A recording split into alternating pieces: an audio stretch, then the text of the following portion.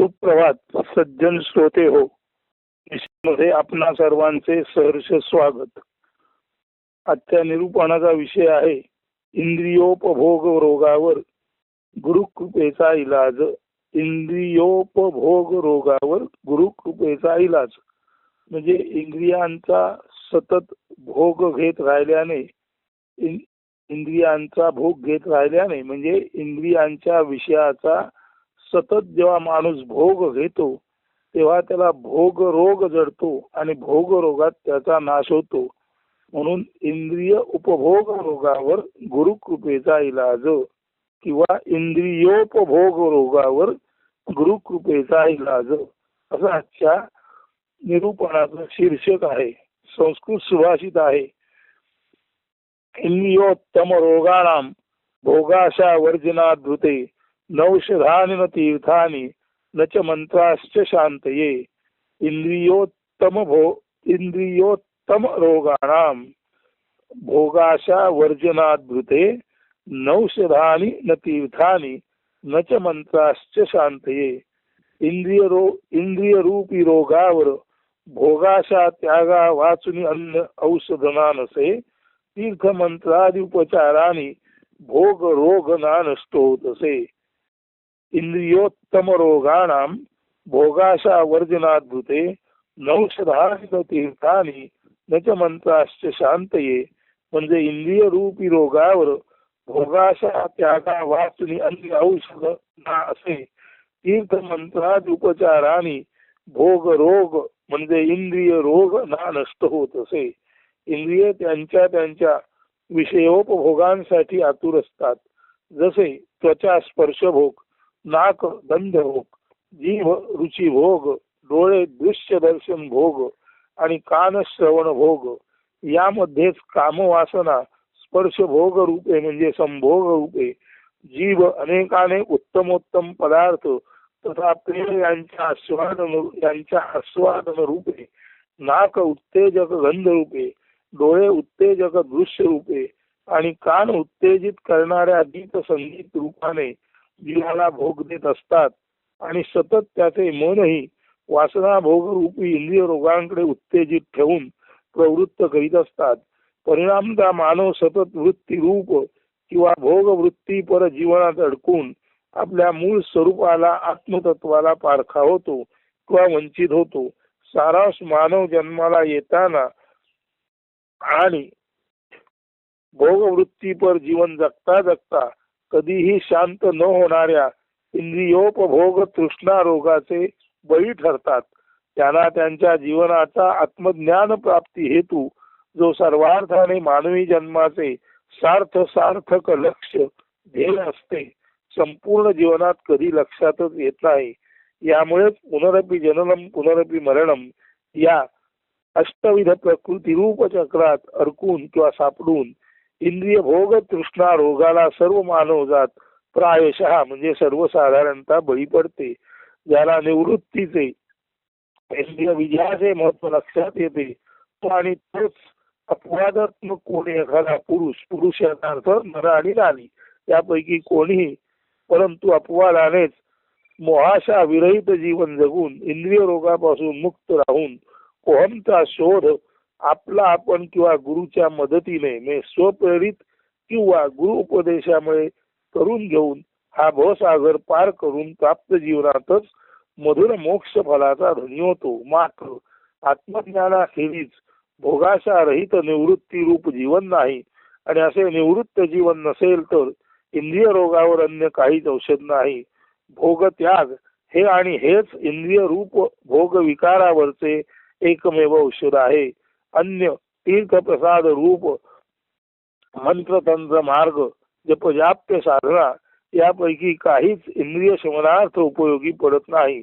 केवळ प्रत्यक्ष आत्मकृपा म्हणजे direct perception of the soul, केवळ प्रत्यक्ष आत्मकृपा किंवा सद्गुरु प्राप्त कृपा जी गुरुपदेश अनुसरणाने मिळते याखेरीज नाही इंद्रिय भोग त्याग आणि अर्थातच नाही जीवनात मुक्ती फलप्राप्ती.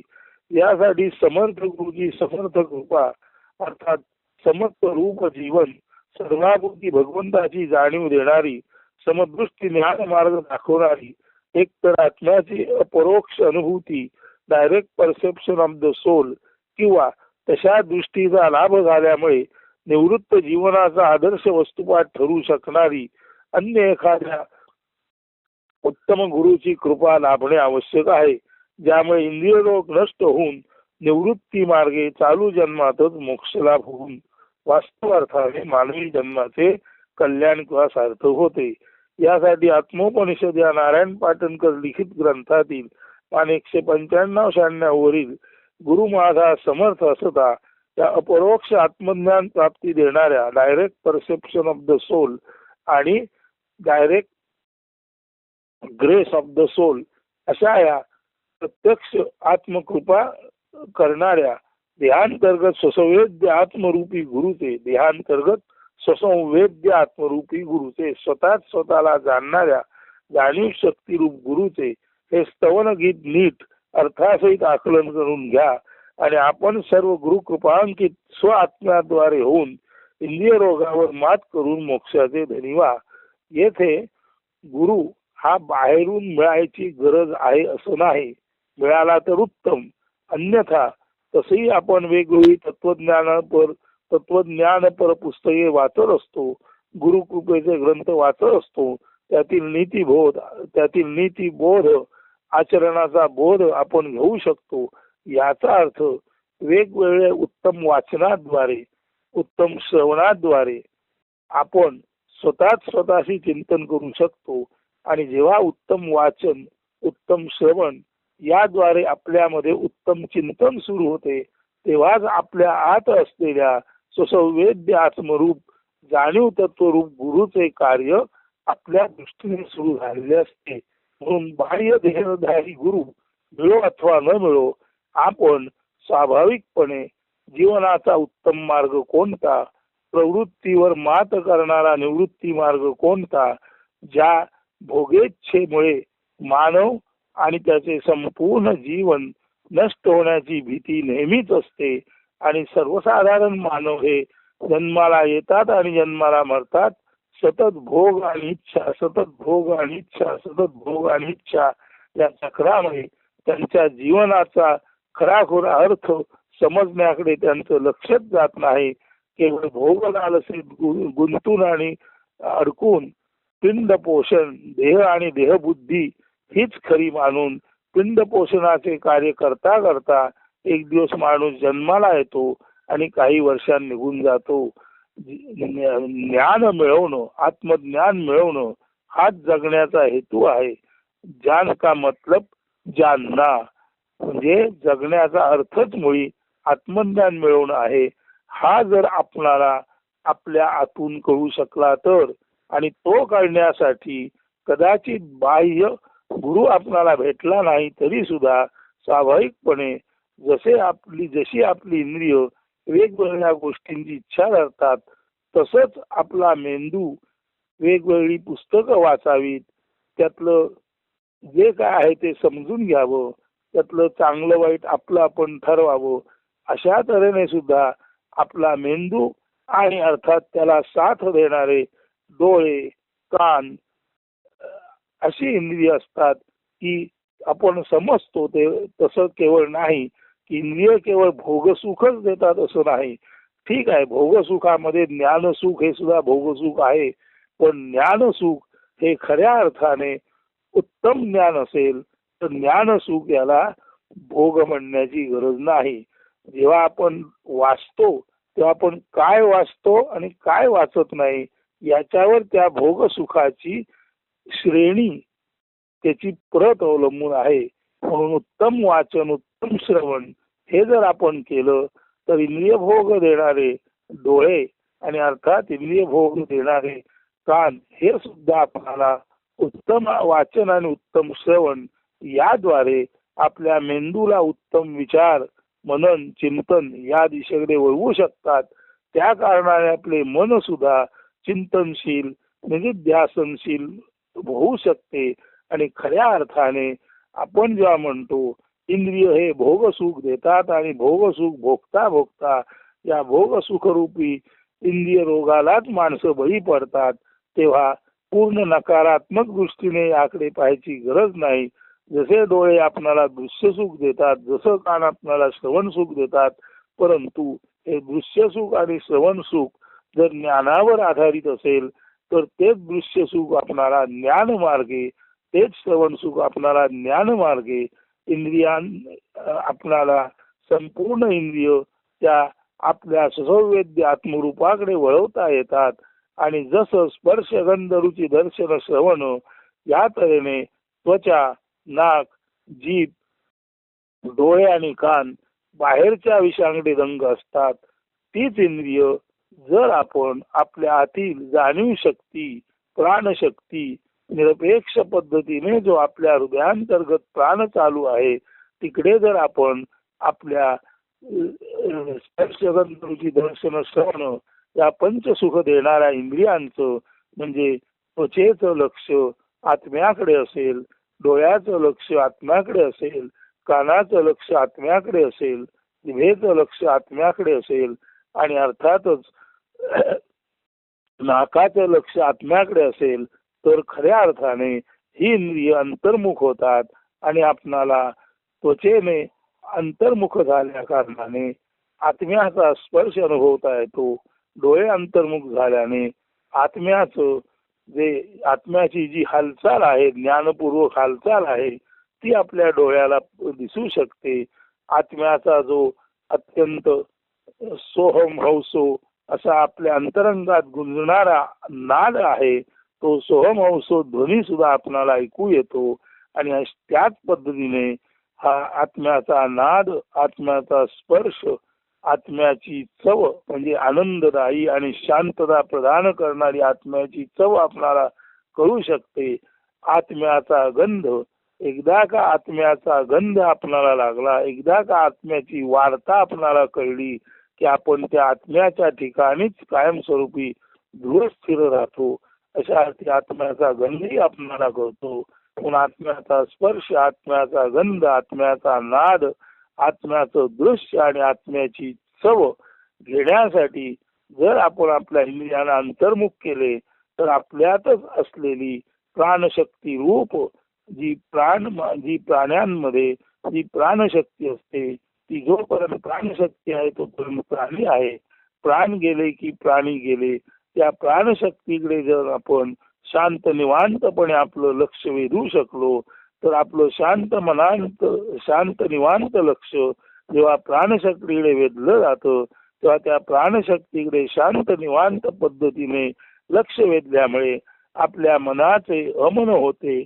आणि एकदा का मन शांत झाले की त्या प्राणशक्तीचा ज्ञानरूप अर्थ, प्राणशक्ती आपणाला काय संदेश देते तो अर्थ आपल्या लक्षात येतो. प्राण सांगतात, बाबा रे, जसं आम्ही निरपेक्ष तुझ्या हृदयांतर्गत धडधडत आहे तसा तूच सर्वाप्रती निरपेक्ष पद्धतीने आचरण ठेव. आणि जेव्हा एकदा माणूस सर्वाप्रती निरपेक्ष पद्धतीने आचरण ठेवतो तेव्हा तो नाही अन्य माणसांकडून काही अपेक्षा धरत आणि नाही आपल्या इंद्रियांकडून सुद्धा अपेक्षा धरत. आणि जो माणूस स्वतःच्या इंद्रियांबद्दल निरपेक्ष असतो त्याला हा जो इंद्रिय निरपेक्षता भाव आहे तो भाव उलट्या बाजूने आत्मसापेक्षता जो इंद्रिय निरपेक्ष झाला त्याला आत्मसापेक्ष म्हणजे आपल्यातील प्राणरूप ऊर्जा जी महान कार्य करून सर्व जीवांना जगवण्यासाठी आणि ज्ञान देण्यासाठी हृदयांतर्गत असलेली आत्मज्योत आहे तिचं ज्ञान आपलंच आपणाला होतं. आणि एकदा का आपली सर्व इंद्रिय अंतर्मुख झाली की स्पर्श गंध रुची दर्शन श्रवण भरला अवघा नारायण मुळे मुळी आता अधिक उणे पण केवळ सारा नारायण. म्हणजे स्पर्श गंध रुची दर्शन श्रवण या पंच ज्ञानेंद्रियांच्या पंच विषयांचं ज्ञान आता ते पंचविषयक ज्ञान न राहता ते केवळ आणि केवळ पाच तऱ्हेचं आत्म्याचं या ब्रह्माचं विश्वात भरून राहिलेल्या ब्रह्मचेतनेचं ज्ञान म्हणून कार्यरत असतो. आणि एकदा का ब्रह्म आत्मा परमात्मा याची चव कळली, स्पर्श कळला, नाद ऐकू आला, त्याचं दर्शन झालं आणि अर्थातच एकदा का त्याचा सुगंध जाणवला की खऱ्या अर्थाने आपल्यामध्ये असलेला समत्वाने वागणारा, समदृष्टी असणारा, कारण आत्मा हा सर्वाभूती एक आणि एकमेवच आहे. देह अनेक असले तरी आत्मा एक आहे. म्हणून सर्वाभूती भगवंत म्हणून समत्वाने वावरणारा एकदा का आपला आत्मा आपल्याला कळला की स्वाभाविकपणे उत्स्फूर्तपणे आपल्यामधून एक संगीत जन्माला येतो, गीत जन्माला येतो. तेच गीत आत्मोपनिषद या नारायण पाटणकर लिखित ग्रंथात पान 195-96 वरती आलेलं आहे.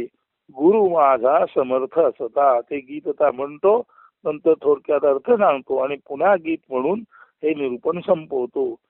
गुरु माझा समर्थ असता, पुरे कैसी काही चिंता, गुरु ज्ञानाचे निधान, गुरु पूर्ण ब्रह्म विधान, गुरु सकल चिंता समाधान सता, पुरे कैसी काही चिंता, चेतना चिंता मणी गुरु, चाले बोले ज्ञान कल्पतरू, गुरु महानुभाऊ असता, पुरे कैसी काही चिंता, शुक्ल पूर्णेंदु अलांछन, शीतल मार्तंड पतित पावन, पूर्ण कृपावंत दयाघन असता, पुरे कैसी काही चिंता.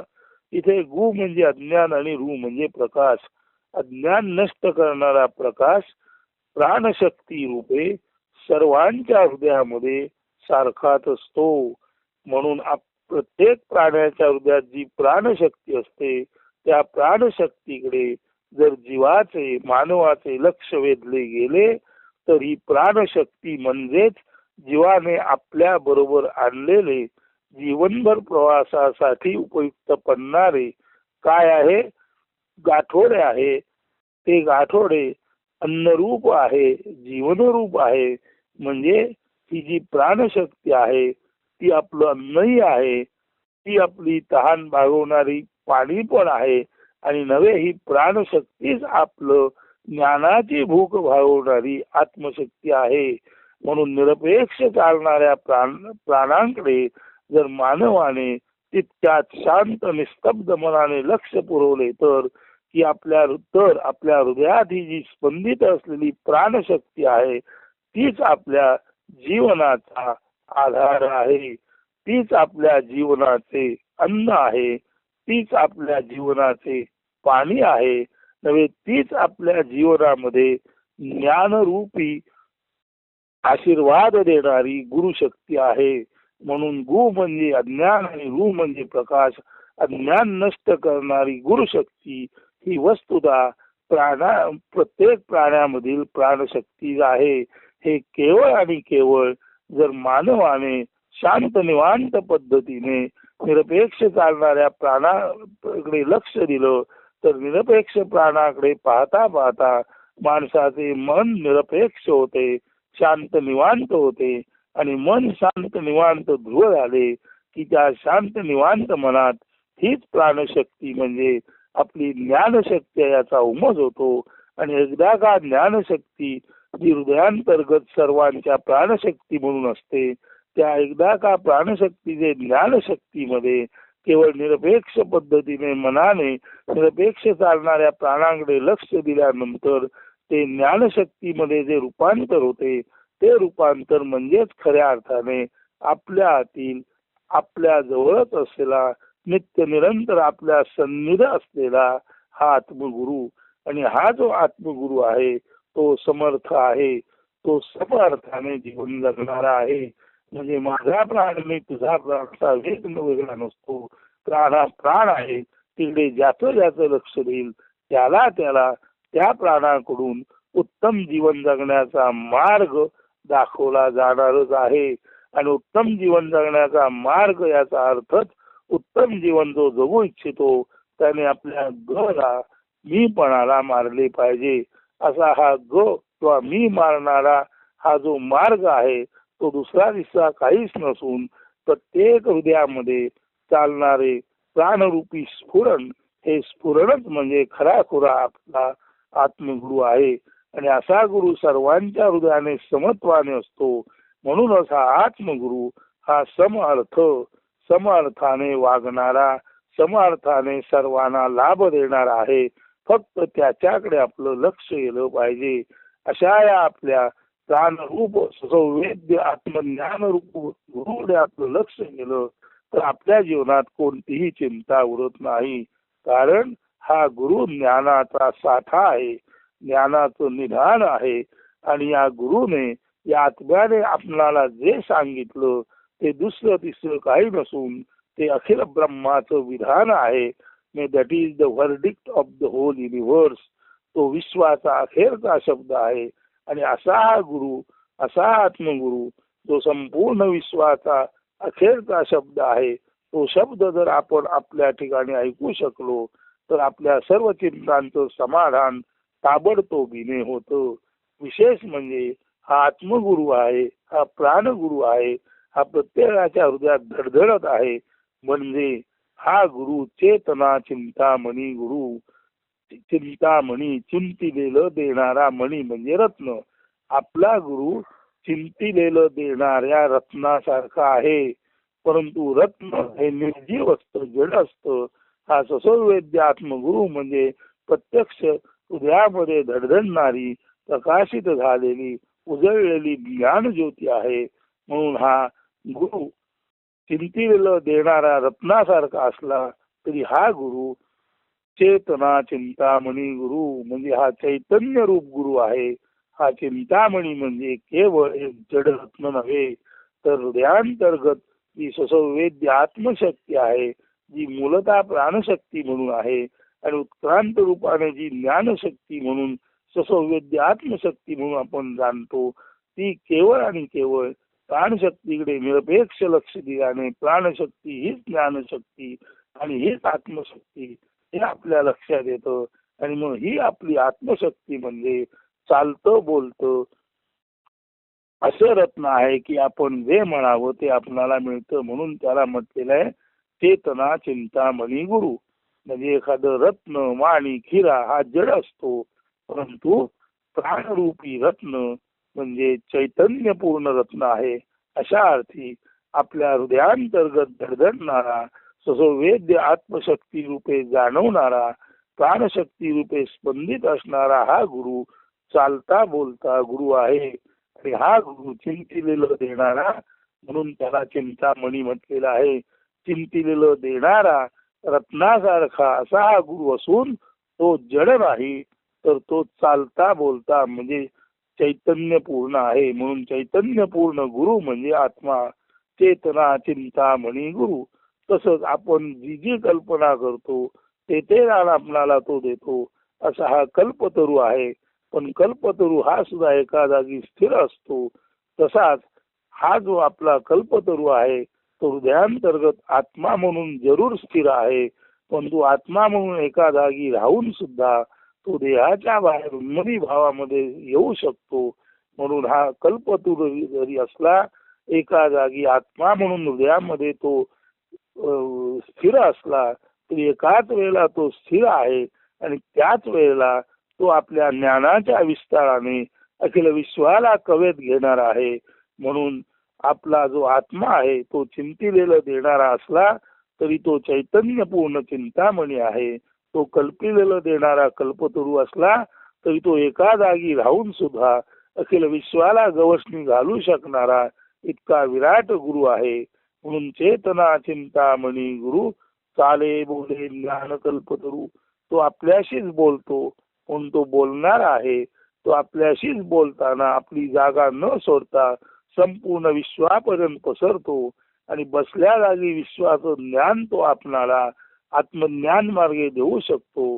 म्हणून हा आत्मगुरु हा चेतना चिंतामणी गुरु आहे आणि चाले बोले ज्ञान कल्पतरू आहे. तो चिंतिलेलं देणाऱ्या रत्नासारखा असला तरी तो जड नाही, चैतन्यपूर्ण आहे. म्हणून त्याला चेतना चिंतामणी गुरु म्हटलेला आहे. आणि तो एका जागी स्थिर असला तरी एका जागी राहून सुद्धा संपूर्ण विश्वाचं आकलन करून देणार आहे. म्हणून त्याला कल्पतरू म्हणून सुद्धा चाले बोले ज्ञान कल्पतरू, म्हणजे आपल्याशी संवाद रूपाने आपल्याला ज्ञान देणारा आणि एकाच जागी राहून संपूर्ण विश्वाचं ज्ञान त्याला असल्यामुळे एकाच जागी राहून विश्वाचं ज्ञान देणारा, जागा न सोडता सुद्धा बहुत होणारा असा हा गुरु आहे, म्हणून त्याला चालणारा म्हटलेला आहे. आणि ते ज्ञान तो आपणाला देतो म्हणून त्याला बोलणारा म्हटलेला आहे. म्हणून आपला आत्मा कल्पतरू आहे, परंतु तो चालता बोलता मूर्तिमंत चैतन्य गुरु आहे. गुरु महानुभाऊ. आता आपल्याला हे जे संपूर्ण समाधान देणारा हा जो गुरु आहे त्याला आपण महानुभाऊ म्हणून, आत्मा हा खरा खुरा आपल्या हृदयातील संत रूप गुरु आहे. गुरु महानुभाऊ असता उरे कैसी काही चिंता. आता शुक्ल पक्षातील पौर्णिमेच्या चंद्राप्रमाणे आमचा हा आत्मा आहे, मात्र शुक्ल पक्षातील पौर्णिमेच्या चंद्राला सुद्धा डाग आहे. आत्मा हा निर्दोष आहे, म्हणून शुक्ल पूर्णेंदू अलांछन, अलांछन म्हणजे डाग नसलेला आत्मा हा, तो आत्मगुरु हा शुक्ल पक्षातील पौर्णिमेप्रमाणे तेजस्वी आहे. परंतु चंद्राला जसा डाग आहे तसा आत्म्याला डाग नाही, म्हणून आत्मा आणि आत्मज्ञान हे नेहमीच निर्दोष असतो. शीतल मार्तंड पतित पावन. आत्मगुरु हा प्रखर तेजस्वी आहे, परंतु सूर्याच्या प्रखर तेजाचा जसा आपल्याला त्रास होतो तसा प्रखर तेज असून सुद्धा आत्म्याच्या तेजाचा आपल्याला त्रास होत नाही. आत्म्याचं प्रखर तेज आपल्याला शीतलता देते, मनाला संतोष समाधानाची प्राप्ती करून देते. म्हणून आत्मगुरुला शीतल मार्तंड पतित पावन. मार्तंड म्हणजे सूर्य, सूर्यासारखा तेजस्वी असून सुद्धा ज्ञान समाधान देताना तो हृदयाला, ज्याला आपण म्हणतो शांती देतो, प्रशांत गूढ निवांतता देतो, असा हा आमचा गुरु सर्व पतितांना पावन करणारा. म्हणजे ज्याला ज्याला ज्ञानाची इच्छा आहे त्या सर्वांना ज्ञान देऊन पवित्र करणारा नव्हे. आत्मा ज्याला ज्याला भेटतो तो स्वतःच आत्मा आहे याची त्याला खात्री पटते, आणि असा हा स्वतःच आत्मा असल्याची प्रत्येक मानवाला खात्री करून देणारा हा जो आत्मा आहे तो इतका समर्थाने जगतो की आत्मा जाणणाऱ्याला स्वतः जाणवते की अरे आपणच आत्मा आहोत. हेच ते त्याचं समत्वाचं असणं वागणं. म्हणून शुक्ल पूर्णेंदू सारखा जरी असला तरी पौर्णिमेतल्या चंद्राला डाग आहे, गुरुला डाग नाही. मार्तंडासारखा प्रखर असला तरी सूर्याचं प्रखर तेज सहन होत नाही. गुरुचं प्रखर तेज गुरु पाशी गेलेल्याला अत्यंत शीतलता, शांती, समाधान आणि संतोष प्राप्त करून देतो. आणि असा गुरु सर्वांनाच पावन करणारा, सर्वांनाच आत्मवत वागून सर्वांनाच आपण आत्माच आहोत, दुसरं काही नाही, ही जाणीव करून देणारा असतो. असा हा पूर्ण कृपावंत दयाघन, असा हा दयेचा घन, सघन दयेने व्यापलेला दयाघन किंवा दयारूपी ढगासारखा असलेला असा हा विराट जो गुरु आहे तो पूर्ण कृपावंत, म्हणजे याची कृपा मिळाली अशा सघन, अशा दयाघन गुरुची कृपा प्राप्त झाली की प्रत्येक जण गुरुकृपेने पूर्ण कृपावंत होतो. गुरुची कृपा ज्याला प्राप्त झाली तो स्वतःच गुरु होतो. आत्म्याची कृपा ज्याला प्राप्त झाली तो स्वतःच आत्मा बनतो. असा आत्मा माझ्या हृदयात जागा असताना मला कोणत्याच तऱ्हेच्या चिंतेचं कारण नाही. सज्जन श्रोते हो, चांगलं वाचन करा, चांगलं श्रवण करा, सत्संगात राहा. जरी तुम्हाला बाह्य गुरु भेटला नाही तरी चांगलं वाचन, चांगलं श्रवण, सत्संग याचा परिणाम तुमच्याच हृदयातील आत्मगुरु प्रकट होण्यावर होईल. आणि त्यानंतर तुम्ही या आशारूपी रोगातून, मोहमायेच्या विळख्यातून आणि भोगरूपी रोगातून मुक्त व्हाल आणि खऱ्या अर्थाने प्रवृत्तीचा मार्ग सहज त्यागून निवृत्तीपर जीवन तुम्हाला जेव्हा प्राप्त होईल तेव्हा गुरु तुमच्या आतमध्ये जो आहे तो तुम्हाला तसा जाणवेल जसा या नारायण पाटणकरला जाणवला आहे. आता परत एकदा ते गीत ऐका. गुरु माझा समर्थ सता, उरे कैसी काही चिंता. गुरु ज्ञानाच निधान, गुरु पूर्ण ब्रह्म विधान. गुरु सकल चिंता समाधान असता. गुरे कैसी काही चिंता, चेतना चिंतामणी गुरु. चाले बोले ज्ञान कल्पतरू, गुरु महानुभाऊ असता. उरे कैसी काही चिंता. शुक्ल पूर्णेन्दु लांछन, शीतलमार्तंड पतित पावन. पूर्ण कृपावंत दयागन सता. उरे कैसी काही चिंता. गुरु माझा समर्थ सता. उरे कैसी काही चिंता. हरिओम तत्सत. आत्मोपनिषद पान 195 196 वर हे गुरुगीत आलेलं आहे. ते आपण नीट वाचावं, अभ्यास करावा आणि इंद्रियोपभोग रोगावर गुरुकृपेचा इलाज. इंद्रियांच्या उपभोग रूपी रोगावर गुरुकृपेचा इलाज. इंद्रियोपभोग रोगावर गुरुकृपेचा इलाज. हे निरूपण आपण नीट समजून घ्यावं, आकलन करावं आणि त्याच्या आशीर्वादाने, या निरूपणाच्या आणि आपल्या आत्मगुरूच्या आशीर्वादाने आपणच आपणाला अपरोक्ष आत्म्याचा साक्षात्कार करून घ्यावा अशी आत्मचरणी प्रार्थना करतो. आणि आजचे हे निरूपण इंद्रियोपभोग रोगावर गुरुकृपेचा इलाज येथेच संपन्न करतो. धन्यवाद. असतो. सुदिन सुप्रभात.